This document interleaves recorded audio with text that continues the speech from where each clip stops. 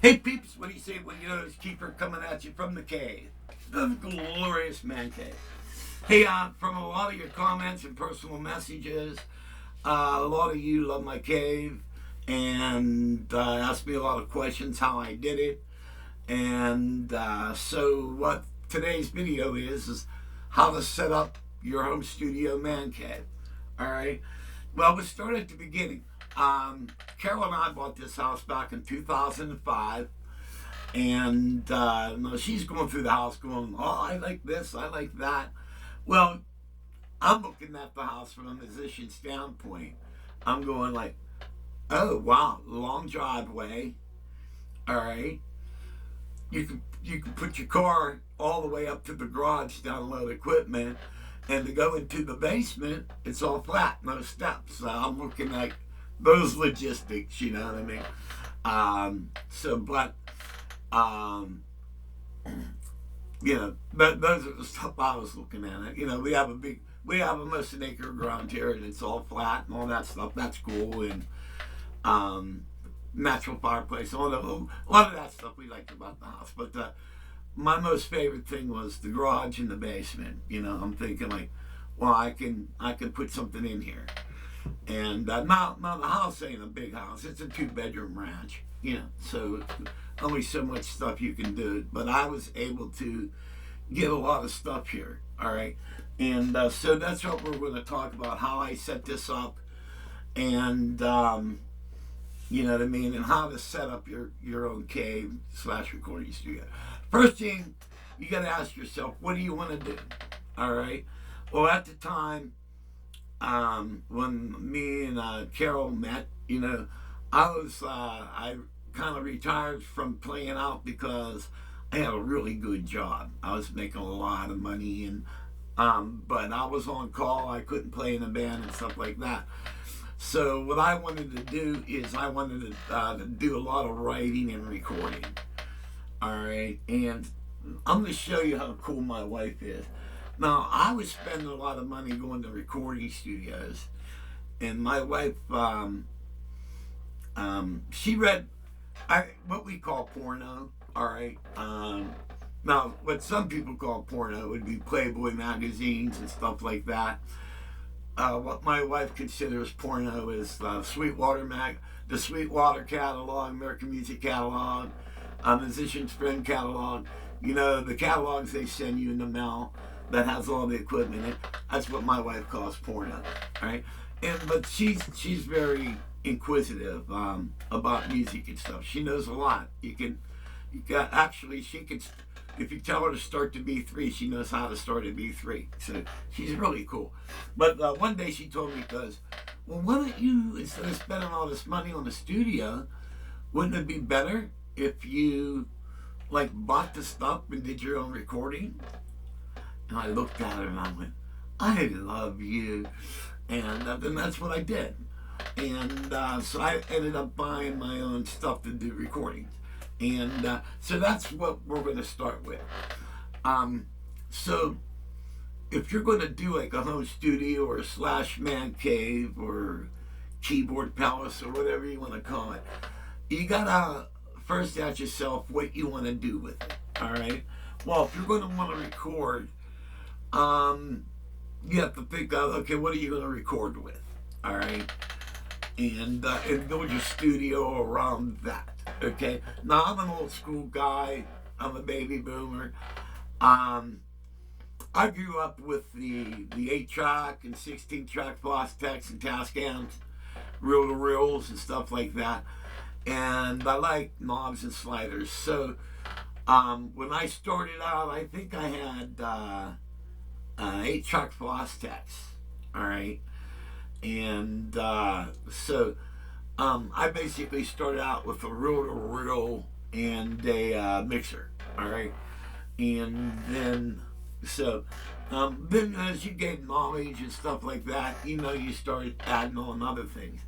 Well, by the time we bought this place, for a very short time I had the reel-to-reel, but I really never used it when I moved in here.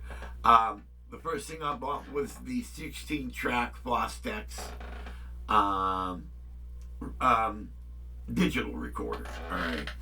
And then with talking with people, they were saying that, well, you can't mix down with your headphones. That's actually bad. What you need to have is near field monitors. And I'm like, near field monitors? And they're going, yeah. And then I didn't even know what those were. And those are monitors that are set up to be flat. All right? And I don't mean like flat, like the earth is flat. This now. And actually, like if you mix down using the near field monitors and you pull out the CD you just burnt, you go out in your car and listen to it, it's going to be exactly what you heard in the cave. So you're definitely going to want a set of those. All right. So I had the 16-track Fostex, and then a set of near field monitors, and then I ended up getting a mixer. All right. Now a lot of these home recording units, like the Tascam and the Fostex, they already have the mixer built right into it. But why I like a mixer is you can also use the effects on them. But if you have a lot of keyboards, you can put all your keyboards through the mixer, and then that way you don't have to keep plugging and unplugging things from your recorder. All right, so that's why I like this, and we're going to get more into that. But usually your recording gear is going to be your start point. All right, next thing, so you want to record. Okay, so we want to set the place up to record. All right, so that's one function. Another function is, like, you're going to want to jam with bands, right? So you're going to have a functioning PA system. All right, so you need that. You need to have that set up. All right. Then also, if you're going to jam with a band and even bring a band in to record, you got to have like maybe a set of speakers to play your keyboards live through, so you can jam. Because normally you're just going to play through the near field monitors. All right, but when you're jamming with a band, the whole band's not going to be able to hear those. All right, so you need a live cabinet. So you have to deal with multi-speaker systems. All right, and so you got to factor all that in. All right, and then space. How much space do you have? And if you're like me, I happen to have a fairly a lot of keyboards, and so if you're limited on space, you got to find a way to fit all this stuff in. All right, and so you have all these things you wanted to achieve. And what I would do is I would take like a tablet and write like your goals. And like I did write these down for the video. What my original concept was, and I want to make sure I covered all these. And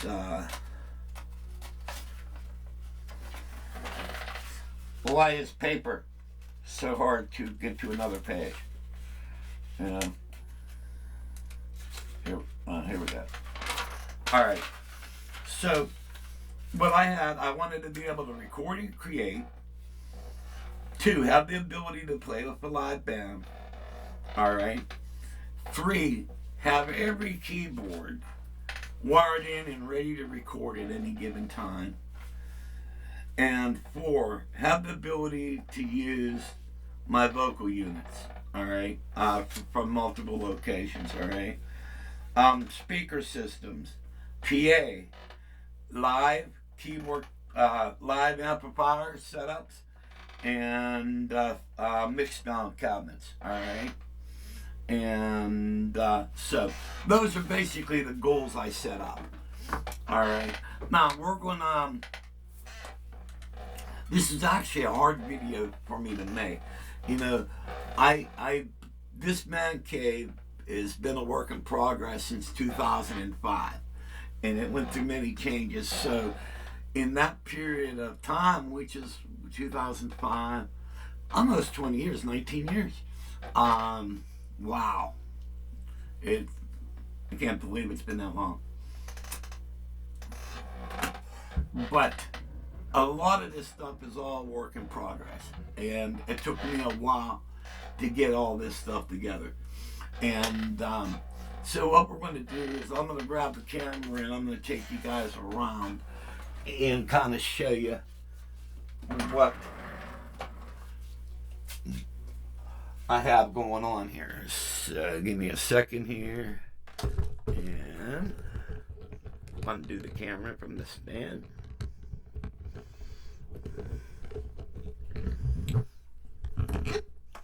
Okay. Over here, we have the drum kit. Alright. And I originally was going to put an acoustic set in here. But with acoustic drums, you got to deal with miking all the drums and everything. And with electronics, you don't have to do that. Because if you get a good brain, which this is the Pearl Red box, alright, I have all these set up to do acoustics. Alright. And the only thing, I use real hi-hats. Alright. So, we got electronic drums to start with, okay? You're going to need an amp for those, because if you want to play live. So I have a Crate PA head, alright, and 2 cabinets that the drums play through. Alright, so we got the drums taken care of. Drums play through that. Then we could also come out of this and go into the mixer. Now, let's go over to the mixer, alright? I picked a 30 channel mixer, alright? This is a Behringer. I've had this, I'm going to say probably 2007 maybe. Alright, I bought this, alright. Hey gang, and it still works. Alright, but I like this mixer because, for one, it's got 2 effects units, got a small EQ on it.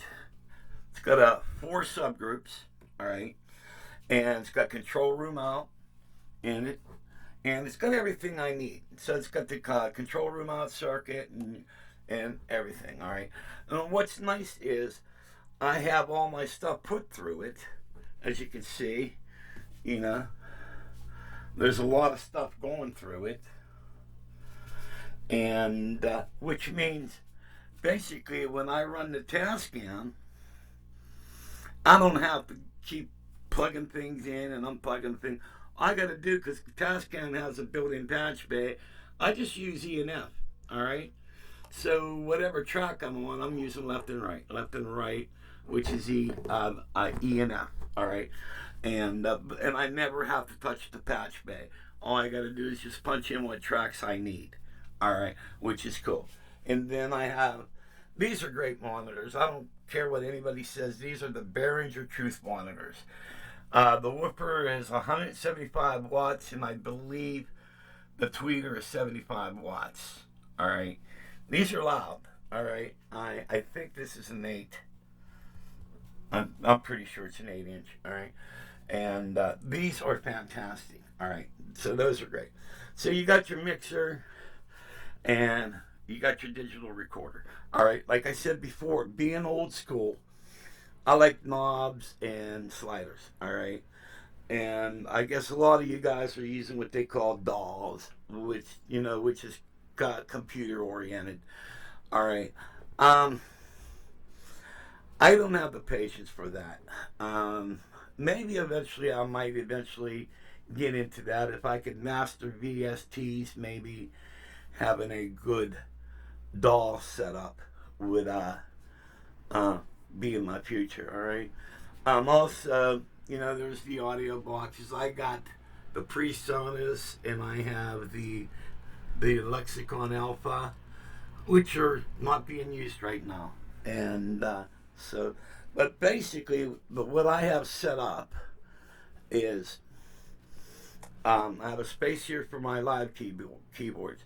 What I mean by live keyboards, these are the keyboards that I use when I play out on stage. Alright, so I use 3, and basically what they are is I'll basically is right now what I use is I use the Chrome EX61. I use the Roland VR09, and I use the Studio Logic Numa Compact 2X.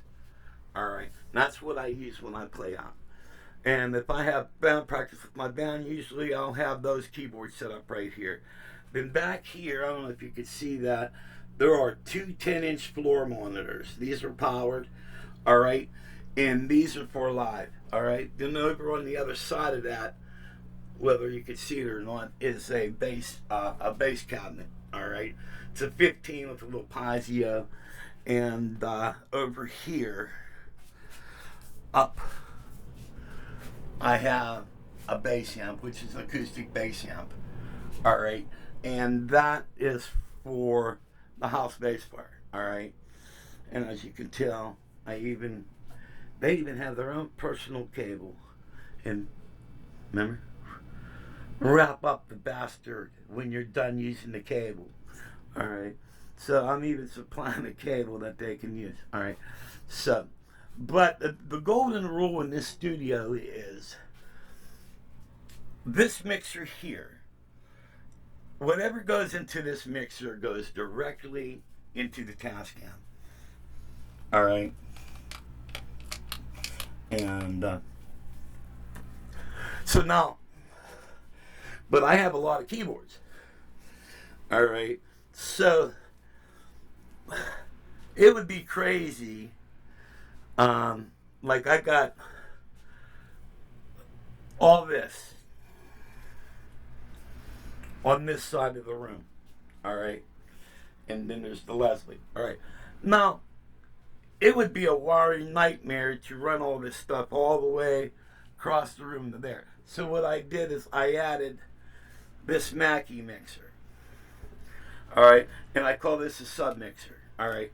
So everything on this side of the cave goes into this, alright, and then I come out of that, which is, I have a little patch bay, comes out of this mixer, goes into this shoots across the room, and it goes into there, another sub panel, and out of the sub panel into the big mixer, okay? So that gives me all the stuff over here into the big mixer. But we also have the live keyboards, all right? So you come out of the live keyboards, and I have this other mixer here, all right? Now pay attention to this. I come out of this mixer. Okay, these three keyboards go into this mixer, and I come out of the main outputs, which takes them into the 10-inch floor monitors, all right? All right, but I want these three keyboards also to go into this, all right? So using the control room out, I come out of the control room out send into here, all right? And if you look right here, you'll see live keys in, all right? And that's this channel, all right? And then over here, this Mackie mixer is keys in, all right? And these are stereo channels. You see 17, 18, 19, and 20. These are stereo channels, all right?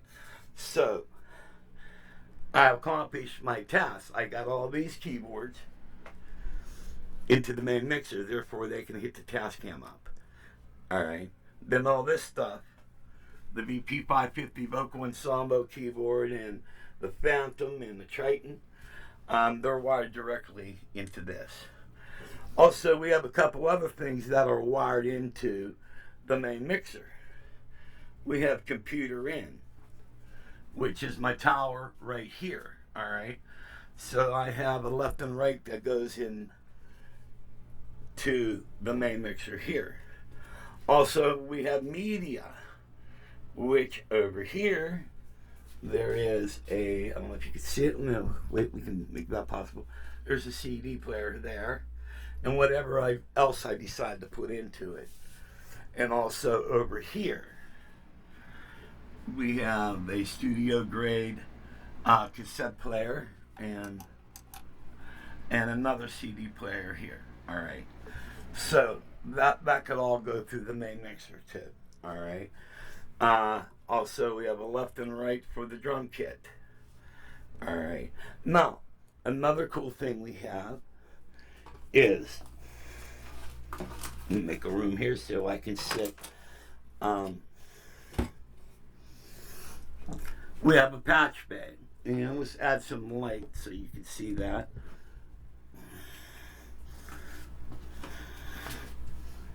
I don't know whether this is cool or not. And let's do a zoom. Okay, now, you know what? I'm going to talk a little bit about this. So I'm going to put this back on the stand here. And basically, you want to kind of tailor make everything, all right, to go along with the equipment you plan to use, all right? And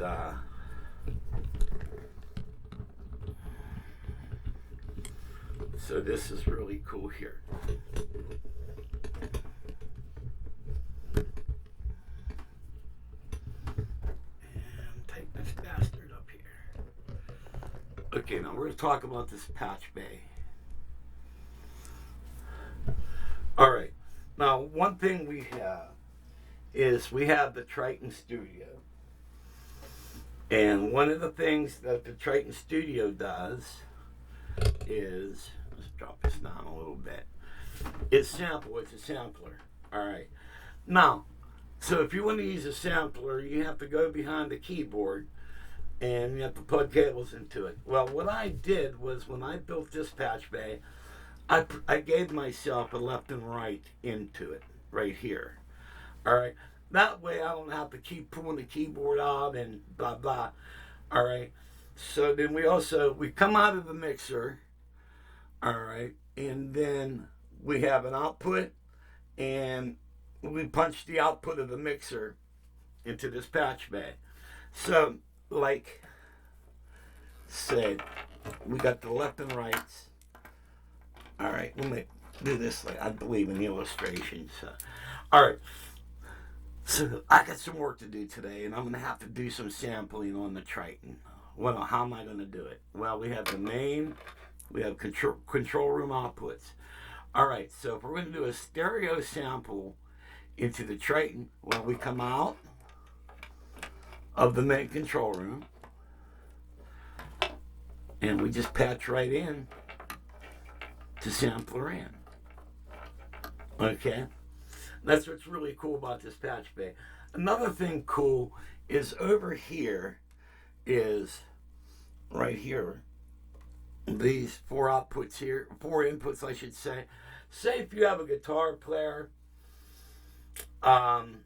who wants to use an amp modeler rather than mic in his amp. He has a modeler box, all right? Well, instead of going all the way to the mixer and running cables over top of the mixer, channels 11 and 12 are wired right in here. So he could plug his inputs right here. And that way you don't have wires draping over. Because if you look up here, where the mixer's at, all right, if I was going to do an input, we would have wires draping over the mixer and draping over the keyboards. What if I wanted to play these keyboards? So that's why I gave myself a input right on there. Then, so I can just plug directly in the mixer and not have cable chaos everywhere. Okay, and so then also on this we have various patches for stuff that are in the rack, and then studio outputs. Headphone outputs. All right, which come out of the Tascam, and I got headphone outputs all over the place. All right. So you follow me on all this. All right.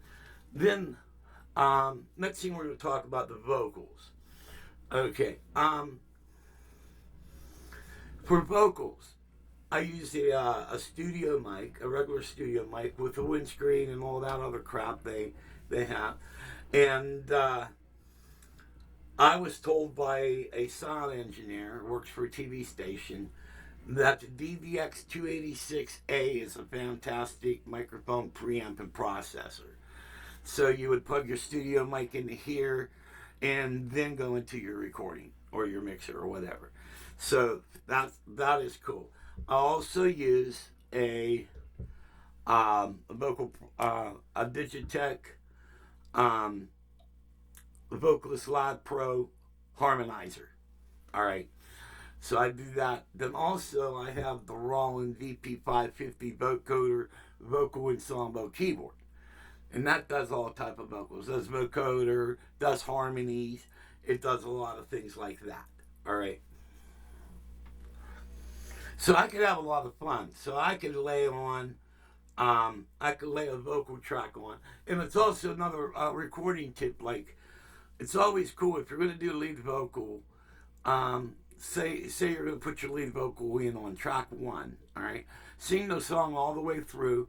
Then go on track 2 and sing the song again. As perfect as you could do it the first time. They call that double tracking. All right. So you could do that, or another way you could kind of imitate that is add chorus, put a lot of chorus on your lead vocal track. And that will kind of give you this, sound like you're doubling your voice, all right? The best way is to double track it, but if not, put chorus on it, all right? So that's what I use for vocal harmonies. Now this is the biggie. So for this thing here coming up, we're going to go off the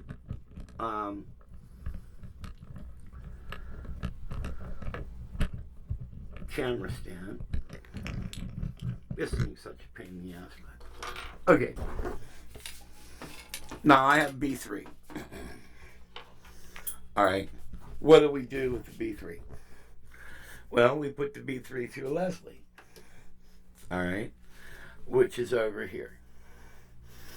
All right. Now, let me go back over here a minute. As you can tell, the way this room is, we have a wall here, and we have a wall over there, and a wall in the back. It's basically like a funnel. All right. And so what I do is if I want to mic the Leslie, I put a mic about right here. All right. And I just put one mic. My recorded ambo, I just record it like a room, and it sounds fantastic. And it works for me here. All right. Because I get the bottom and the top and the ambience of the room all at one time. All right. The proper way to do it, and I don't do it because I don't have enough mics. Well, I do, but I don't do it because it's just too much of a pain in the ass.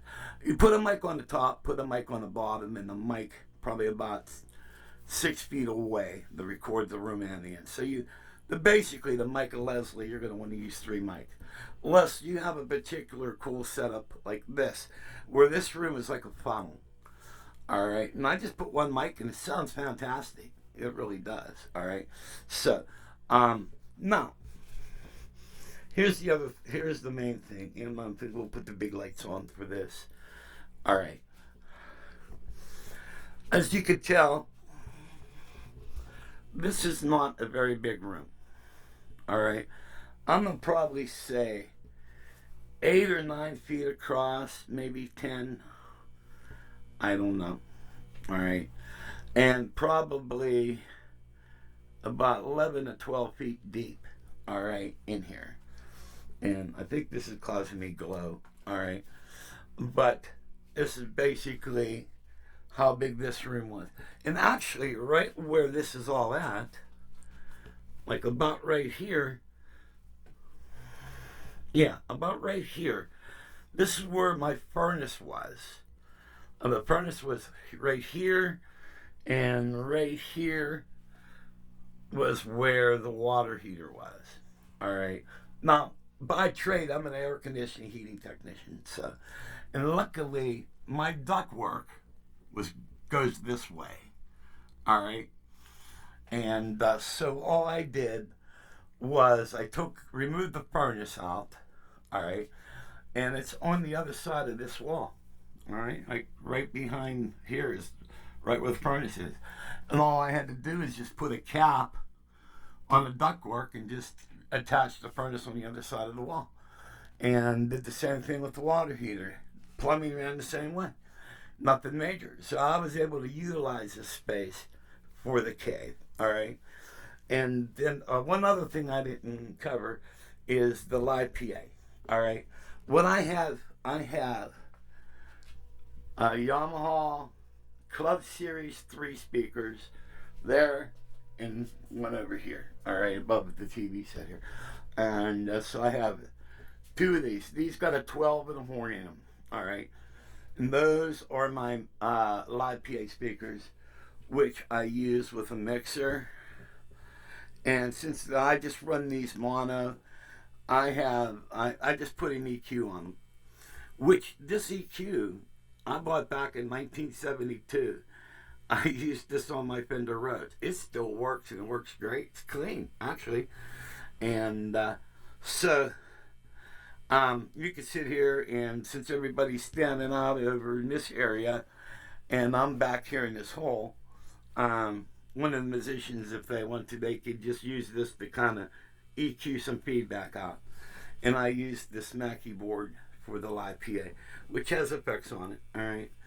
And and this is basically the man cave. You know, I've added some LED lights. You know, for videos, I added these lights are really bright, and they're quartz, but they're all on swivels, all right? So whatever I'm going to talk about, like say if I want to, I'll point these down like this, and I want to talk about this setup, all right? I can light it up pretty good. So I could put these lights pretty much on a swivel and kind of point to just about everything I want to do. But I kind of like the more subdued area with the LEDs and stuff like that. All right. Then I have my laptop, my home PC, there's the tower and a monitor. I have a larger monitor that I'm going to put in. And when I upgrade, I need to put more memory in this and also my laptop.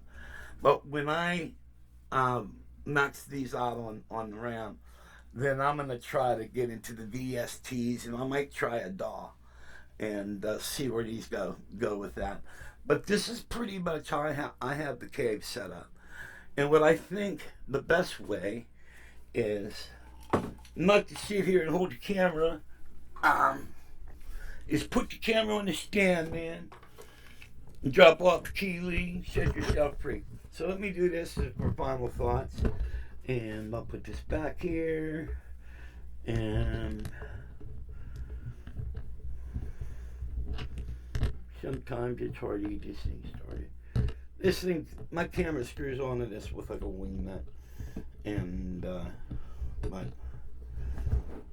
let's see, let's go back onto a so far away, and maybe Kiefer. All right, so basically, I think the most easiest way is, if you're going to do like the home studio thing, figure out what your recording gear is going to be. And, oh shit, damn it. I got to show you one more thing. All right, damn it. Well, I'll give you this, then we'll take the camera off here one more last time. Like when I first started out, I had a kind of different setup. Then I started, since I'm able to build carpentry because I have a wood shop too. All right, it's a decent wood shop. I got a good bit of tools, but I don't have like a lathe or anything like that. But I have I got routers, I got band saws and table saws, radio arm saws and that. But this is the one thing I forgot to show you. So what I wanted to do, and there's plans for this, all right, to get a lot of stuff into this room, I built what I call a bookcase, all right, which has a side, goes like that. Then you have a side over here, and all right, you have a side that goes here. Side comes down, and then you have an area right here for 19-inch rack mount. Then an area down below for 19-inch rack mount stuff. Okay. If you need additional counter space, this folds down, and sometimes I put my laptop right here. But if you don't need it, you can just fold this up. All right. And so you got 19-inch rack space here. All right. And then you got a bottom shelf, all right, for a keyboard. You got another shelf for another keyboard. And then you have an upper shelf, all right, where you have your monitors, your mixer, your recorder, your other speakers, all right. And then the top shelf where I have another keyboard, all right. And this shelf here is mounted on a slant, all right. Then you even have storage up above. So you can put a bunch of stuff up there. All right. So, if you guys, and this is not hard to build. This is real easy stuff to build. And I built this like, maybe, 2009, maybe. Because what I was originally doing, I originally was using KitchenAid shelves. Like, see, these are the shelves here, KitchenAid shelf. There's one here. There's one here. All right. This is some of the older stuff. All right, that I was using. But the thing is, you got these brackets. All right. So they eat up space. Where if you do like a bookcase stuff, it doesn't eat up space. You can have all the way to the front and back. You don't have to deal with any braces or stuff like that. All right. So. And so you could, the KitchenAid stuff is really cool. But I kind of like building the whole thing. Make yourself a bookcase, you know. And what I might do is I might build another one on this side and just have the B3 slide right into it. All right. Like the Leslie's built underneath the cabinet. So that's a kitchen countertop going right across. And I just, have the Leslie sliding right in. That's a 145. So the 145 just sliding right underneath that cabinet. It's out of the way, not bothering anybody. And I got all my computer crap all back here and everything. All right. So this is pretty much the cave. This is how I set mine up. I'm pretty old school. I like knobs and stuff like that. And but I kind of hope you guys like the video, and I hope this gives you guys a lot of ideas on what to do. But what I would probably do is, like I did, make a list on what you expect you want to do in your cave, all right?